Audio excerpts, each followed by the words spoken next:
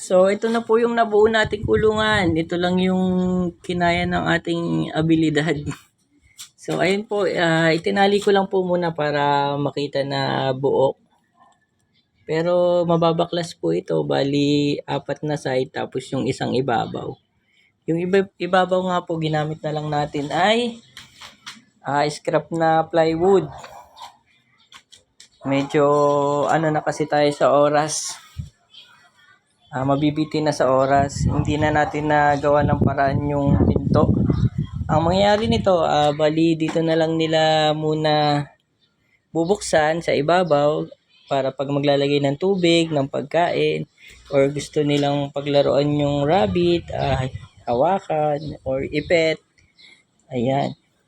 So, ang nagastos natin dito, bumili tayo ng dalawang kahoy na 1x1x10, 100 pesos each. So, 200 pesos yon. Tapos yun pa rin ating plastic matting, yung floor, bali ito, yung poop tray. Ayan. So, hindi na sila mahirapang maglinis. Nilagyan talaga natin ng angat para may papasukan yung ating poop tray. Ayan. So, ayan po yung itsura. Hindi lang ganun kaganda pero medyo matipid po yan kasi itong aluminum scrap din po yan. Kinuha lang po natin dun sa mga nasirang mga gamit. Mahal lang po dito labor. Kasi labor of love. Charot. Ayan po yung ating ibibigay na kulungan.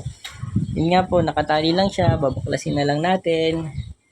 So, si kuya na lang siguro, yung tatay ng ating warrior, ang medyo mag-ayos kung ano pa yung pwedeng ayusin. Para mas matibay, pag binigay ko sa kanila, pwede naman na nilang pakuan dito para fix na siya, hindi na siya matatanggal. Yan. Pakuan lang niya yung apat na side dito, tsaka doon. Kasi ito, nakatali nga lang siya. Or pwede rin naman nilang talian na lang ng kawad or PC para matibay. Pati yung flooring, itinali ko lang din muna para mababaklas natin at madali nating may i-deliver. Ayan, sana magustuhan rin nila yung ating nakayanang gawin. Para siyang crib ng baby. Maluwag na rin po kasi itong 2x2 para sa ating mga alaga. 2 feet by 2 feet. Ayan, so nauna ko nga itong gawin. Tapos next week ko na lang ayusin yung aking nasirang kulungan din. Para sa yung kulungan ni Mommy Brown kasi kailangan ng repair. Super kalaban na.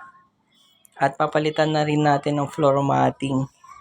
Itong plastic na rin para hindi na naiipon yung dumi.